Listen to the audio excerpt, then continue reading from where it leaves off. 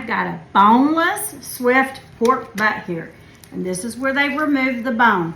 So I'm gonna go ahead and just continue where they remove the bone and butterfly this out till it's flat. So now that I've got it butterflied out, I'm gonna take some of my jerk paste and I'm gonna rub all over this butt.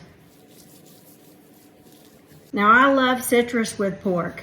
So I'm gonna do some thin slices of some orange and some lime and lay out on top of this pork. Now let's fold this up and put it in a container, a little more citrus juice, and put it in the refrigerator. I've heated my grill to 300 degrees and I'm going to be cooking and smoking with some pimento wood. Now I've let it cook for about 4 to 5 hours, and now I've also made a sauce with some ginger beer and a little more of that jerk paste.